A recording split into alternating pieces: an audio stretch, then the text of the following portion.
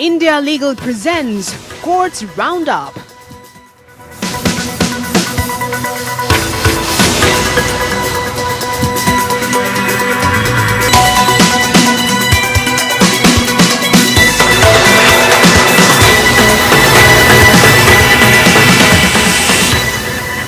नमस्कार, मैं हूं जायरा। कोर्ट्स राउंडअप में आपका बहुत स्वागत है। इस बुलेटिन में अगले आधे घंटे हम आपको कोर्ट से जुड़े तमाम छोटी बड़ी खबरों से रूबरू करवाएंगे। कोर्ट की कार्रवाई और सुप्रीम कोर्ट से लेकर हाई कोर्ट और लोअर कोर्ट तक के फैसलों को आपके सामने रखेंगे।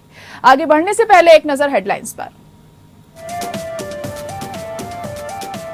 मुफ्त चुनावी वादों पर सभी पक्षों के सुझावों पर विचार के बाद होगा फैसला। सुप्रीम कोर्ट ने कहा, बुनियादी ढांचे के विकास पर खर्च हो ये पैसा, राजनीतिक दलों के पंजीकरण खत्म करने के क्षेत्र में नहीं आएगा कोर्ट। अदालती कार्रवाई की सटीक रिपोर्टिंग की जरूरत पर सीजेआई रमन्ना ने दिया जोर। कहा, सही रिपोर्टिंग जरूरी वरना लोग होंगे भ्रमित। गिरफ्तारी की आशंका पर जुवेनाइल जस्टिस बोर्ड समक्ष पेश हो सकता है नाबालिग आरोपी, मांग सकता है जमानत। स्कूल शिक्षक पर छात्र के पैंट उतारने के आरोप पर कर्नाटक हाई कोर्ट ने अपनाया सख्त रुख। शिक्षक के खिलाफ पॉक्सो मामले में खारिज करने से किया इनकार। कहा, ऐसी कार्रवाई से छात्र पर नकारात्मक मनोवैज्ञानिक प्रभाव पड़ता है।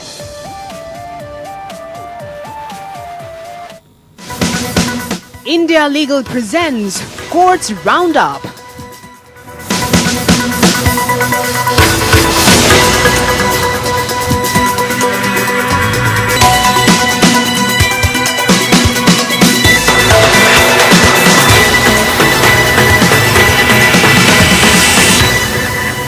चुनाव में मुफ्त सुविधाओं का वायदा करने वाली राजनीतिक पार्टियों की मान्यता रद्द करने की मांग वाली अश्विनी उपाध्याय की अर्जी पर सुनवाई करते हुए सुप्रीम कोर्ट ने कहा कि यह मामला बेहद गंभीर है और इसीलिए लोगों की भलाई के लिए लाई जाने वाली वेलफेयर स्कीम और देश की आर्थिक सेहत दोनों में संतुलन बनाए रखने की जरूरत है। प्रधान न्यायाधीश ने मामले में सभी पक्षों से कमेटी बनाने पर सुझाव मांगते हुए अगली सुनवाई 17 अगस्त को निर्धारित की है। सीजेआई ने कहा कि मैं राजनीतिक दलों के पंजीकरण खत्म करने के क्षेत्र में प्रवेश नहीं करना चाहता हूं। हम एक लोकतंत्र हैं। केंद्र सरकार ने इस मुद्दे पर एक कमेटी बनाने का सुझाव दिया।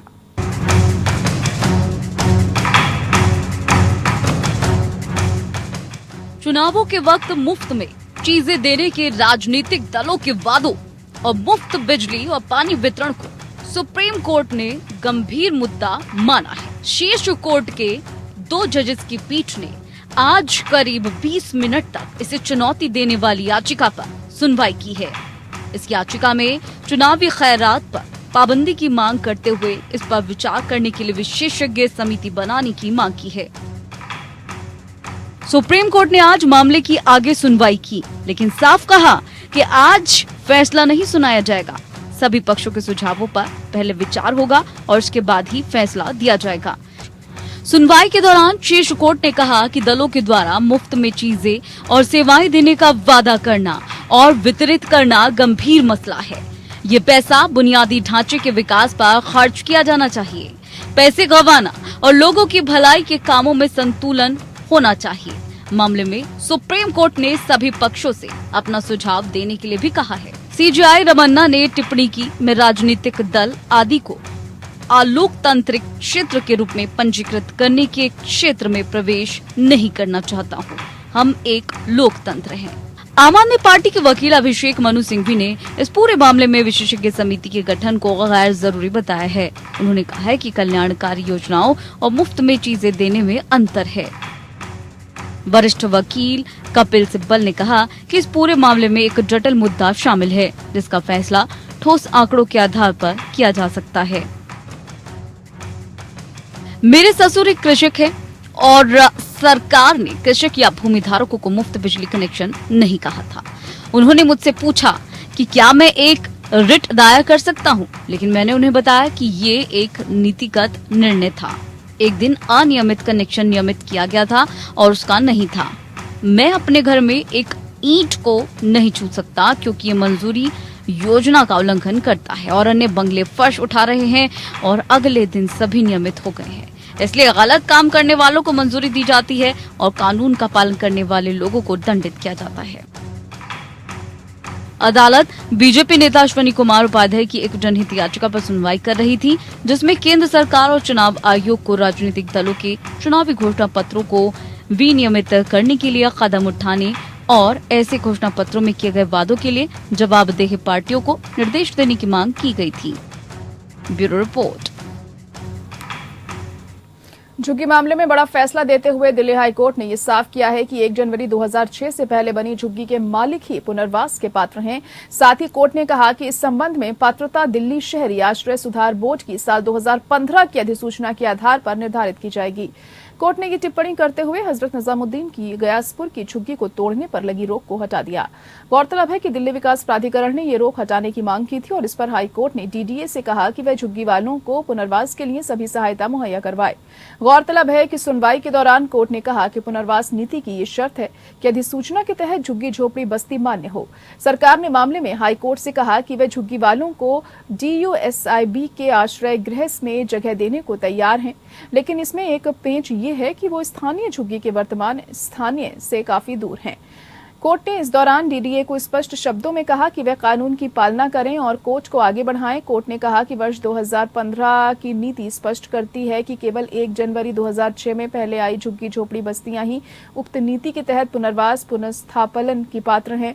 हाई कोर्ट ने डीडीए को कानून के अनुसार आगे बढ़ने की अनुमति देने के लिए कहा कि झुग्गियों में निवासियों को बीच में नहीं छोड़ा जा सकता है। लंबे समय से डीडीए निजामुद्दीन में से झुग्गियों को हटाने का प्रयास कर रहा है, लेकिन इसको लेकर मामला हाई कोर्ट में था। अब दिल्ली हाई कोर्ट ने भी पुनर्वास योजना के तहत झुग्गियों को हटाने के लिए दिल्ली डेवलपमेंट अथॉरिटी को आदेश दे दिया है और अभी तक लगी रोक को हटा दिया गया है। वहीं प्रधान न्यायाधीश एनवी रमन्ना ने निर्णयों और अदालती कार्रवाई की सटीक रिपोर्टिंग की आवश्यकता पर जोर दिया है।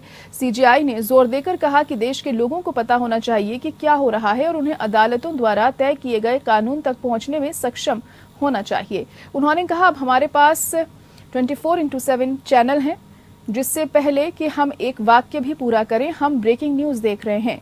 सटीक रिपोर्टिंग की जरूरत है, अन्यथा लोग भ्रमित हैं।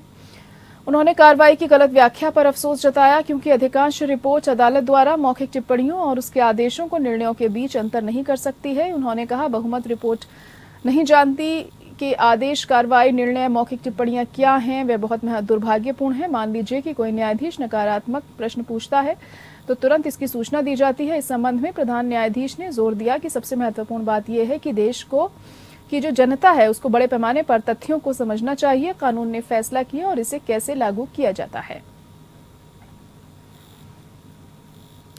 केरल हाईकोर्ट ने प्रवर्तन निदेशालय से यह स्पष्ट करने के लिए कहा है कि केरल के पूर्व वित्त मंत्री डॉक्टर थॉमस इसाक को मामले के इस प्रारंभिक चरण में अपनी संपत्ति के बारे में निजी जानकारी देने के लिए क्यों कहा गया, खासकर जब अभी तक आरोपी या संदिग्ध नहीं है। जस्टिस VG अरुण ने Kerala infrastructure investment fund board के वित्तीय लेन देन के संबंध में ईडी द्वारा पेश होने की मांग वाली कार्रवाई के खिलाफ इसाक द्वारा दायर याचिका पर सुनवाई करते हुए ये सवाल उठाया। थॉमस ने अपनी रिट याचिका में कहा है कि केंद्रीय एजेंसी ने उनसे उनकी चल और अचल संपत्तियों के साथ साथ उनके परिवार के सदस्यों का विवरण पेश करने को कहा है। पीठ ने यह भी कहा कि थॉमस इसाक को जारी किए गए हमले समन में उनकी संपत्ति के बारे में जानकारी नहीं मांगी गई थी।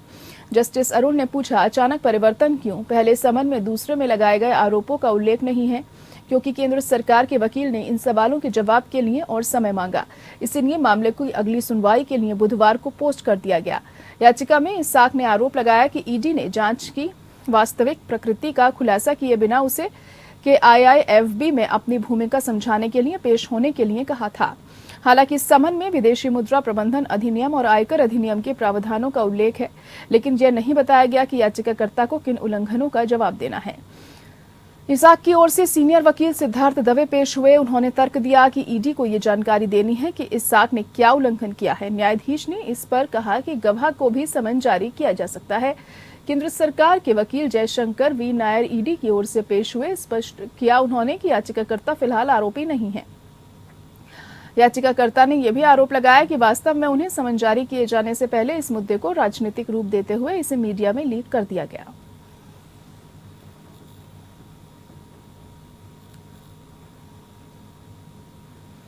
गुजरात हाईकोर्ट ने एक फैसले में कहा है कि मोटर दुर्घटना दावा न्यायाधिकरण जीवन की आवश्यकताओं को पूरा करने के लिए उन दावेदारों को जिनका मुआवजा सावधि जमा में निवेश किया गया है समय से पहले उसे निकालने की अनुमति दे सकता है। जस्टिस गीता गोपी ने इस प्रकार एक न्यायाधिकरण के आदेश को खारिज कर दिया, जिसने सेंट्रल बैंक ऑफ इंडिया में अपने पक्ष में की गई सावधि जमा की समय पूर्व निकासी के लिए याचिकाकर्ता के आवेदन को खारिज कर दिया था। जस्टिस गोपी ने कहा कि ट्रिब्यूनल इस बात पर विचार करने में विफल रहा है कि 62 वर्षीय दावेदार अमेरिका में बसना चाहता है और उसके नाम पर निवेश की गई राशि उसके भरण पोषण के लिए उसकी आवश्यकता बन गई है।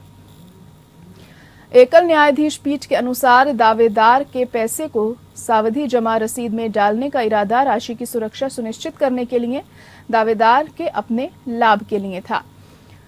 एक मोटर दुर्घटना के बाद याचिकाकर्ता को 6.5 लाख रुपए का मुआवजा दिया गया था। वह एक थोक पुस्तक विक्रेता के रूप में काम करता था। 30% राशि उसे चेक में दी गई, जबकि शेष फिक्स्ड डिपॉजिट में रखी गई थी।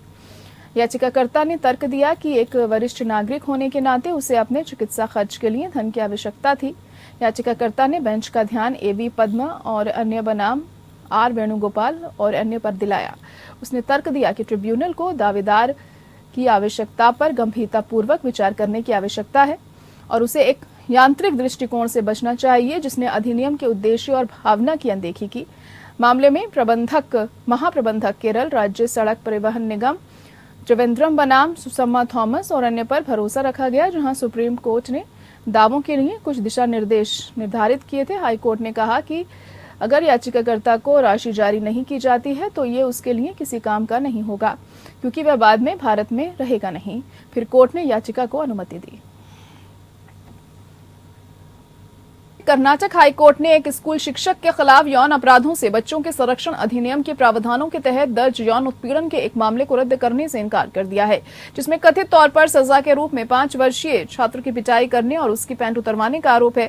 जस्टिस एम नागप्रसन्ना की सिंगल जज बेंच ने कहा, पॉक्सो अधिनियम की धारा 11 सेक्शन 2 में कहा गया है कि जो व्यक्ति बच्चे को अपने शरीर या उसके शरीर के किसी हिस्से का प्रदर्शन करता है जैसे कि किसी अन्य व्यक्ति द्वारा देखा जाता है, ये पॉक्सो अधिनियम की धारा 11 के तहत यौन उत्पीड़न की श्रेणी में आता है और पॉक्सो अधिनियम की धारा 12 के तहत दंडनीय है। आरोप यह है कि याचिकाकर्ता ने अन्य छात्रों और कर्मचारियों के सामने बच्चे की पैंट उतरवाई, जिसका कारण ये अपराध है। बच्चे की मां द्वारा आईपीसी की धारा 323, 342, 109 और पॉक्सो अधिनियम की धारा 11 और 12 के तहत शिकायत दर्ज कराने के बाद स्कूल शिक्षक ने अदालत का दरवाजा खटखटाया था।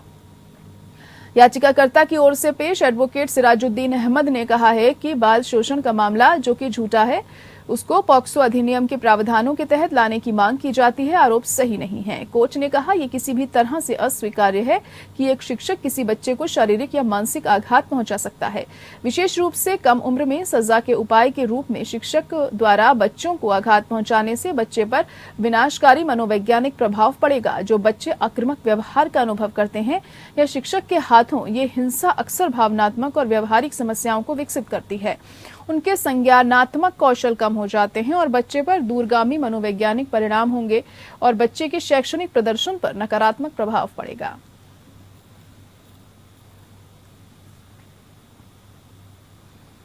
वहीं पंजाब और हरियाणा हाईकोर्ट ने कानून का उल्लंघनकारी एक किशोर से जुड़े मामले की सुनवाई करते हुए माना कि अगर कानून का उल्लंघनकारी किशोर याचिका अपराधों में संबंधित किशोर न्याय बोर्ड के समक्ष पेश होता है तो उपस्थिति को रचनात्मक हिरासत में माना जाएगा। जस्टिस सुरेश्वर ठाकुर की पीठ ने कहा कि इस प्रकार की उपस्थिति के बाद कानून का उल्लंघनकारी किशोर न्याय अधिनियम की धारा 12(1) के अनुसार जमानत का दावा करने का अधिकार प्राप्त करता है। ये टिप्पणी अतिरिक्त सत्र न्यायाधीश के उस आदेश के खिलाफ सुनवाई के दौरान की गई जिसमें कहा गया था कि सीआरपीसी की धारा 438 के तहत किशोर की अग्रिम जमानत याचिका विचारणीय नहीं है।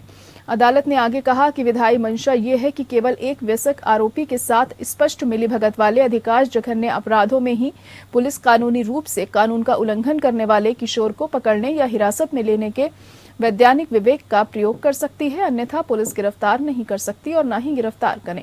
अदालत ने नोट किया कि जब वह अग्रिम जमानत की राहत चाहता है तब भी अदालत में समक्ष उसकी उपस्थिति को आत्मसमर्पण के रूप में माना जाना चाहिए या उसे संबंधित बोर्ड की ओर से संबंधित न्यायालय की रचनात्मक हिरासत में माना जाना चाहिए। इस बात को ध्यान में रखते हुए कि कानून का उल्लंघन करने वाले किशोर द्वारा किए गए गैर जमानती अपराधों में आजीवन कारावास की सजा नहीं होती है, न्यायालय ने जमानत मंजूर करने की अनुमति दी।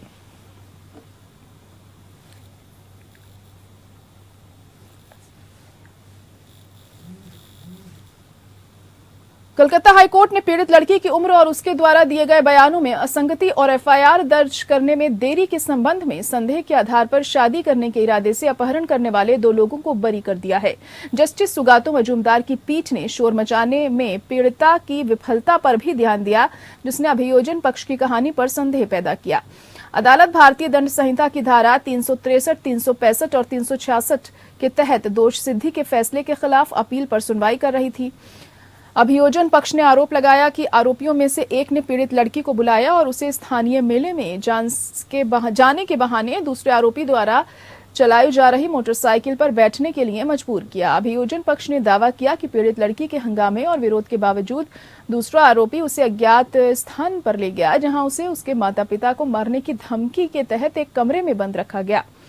उसके 3-4 दिन बाद उसे आरोपी ने उसके माथे पर सिंदूर लगाया। अपीलकर्ता की ओर से पेश एडवोकेट हिमांशु डे ने कर्नाटक राज्य बनाम सुरेश बाबू और श्याम बनाम महाराष्ट्र राज्य पर भरोसा करते हुए तर्क दिया कि ना तो पीड़िता और ना ही उसके माता पिता ने इस आशय का बयान दिया है कि वह कथित अपराध के समय नाबालिग थी और इस पर विचार कर रही थी।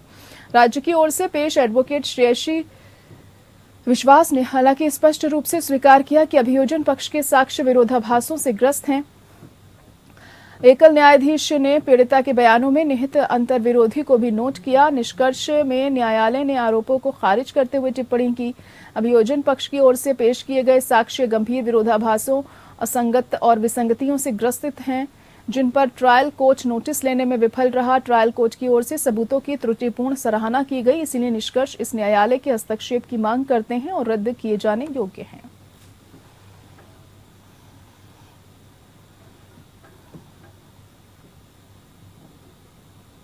वहीं मद्रास हाईकोर्ट ने हाल ही में श्रीलंका सरकार के खिलाफ नारे लगाने के आरोपी 11 लॉ के छात्रों के खिलाफ आपराधिक कार्रवाई को रद्द कर दिया। छात्र तमिल इलम मुद्दों को लेकर श्रीलंका सरकार का विरोध कर रहे थे। जस्टिस एन सतीश कुमार ने कहा कि छात्रों ने पुलिस की निष्क्रियता के खिलाफ लोकतांत्रिक तरीके से विरोध प्रदर्शन किया और इस तरह की सभा को गैर कानूनी नहीं ठहराया जा सकता। अदालत ने कहा कि किसी भी घटना में केवल 5 से ज्यादा व्यक्तियों का एकत्र होना किसी भी अपराध की श्रेणी में नहीं आएगा, जब तक कि ऐसे लोगों की कार्रवाई धारा 141 में पाए गए किसी भी प्रावधान में ऐसी सभा को गैर कानूनी सभा के रूप में गठित करने के लिए फिट न हो। मामले के ऐसे दृष्टिकोण में इस कोर्ट का विचार है कि अभियोजन जारी रखना और कुछ नहीं बल्कि कानून की प्रक्रिया का दुरुपयोग है।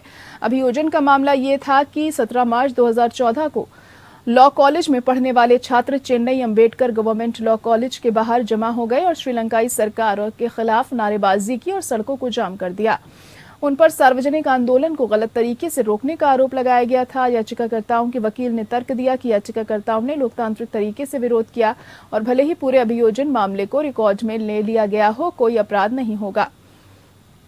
इस प्रकार उन्होंने अभियोजन को रद्द करने की मांग की। अदालत ने कहा कि भले ही आमतौर पर सीआरपीसी की धारा 482 के तहत अदालत का हस्तक्षेप सीमित होता है, हालांकि जब यह संतुष्ट हो जाता है तो अभियोजन द्वारा एकत्र की गई पूरी सामग्री एक अपराध नहीं होगी। अगर पक्षों को मुकदमों से गुजरने का निर्देश दिया जाता है तो वही एक व्यर्थ अभ्यास होगा और ये व्यक्तियों के अधिकारों का उल्लंघन होगा।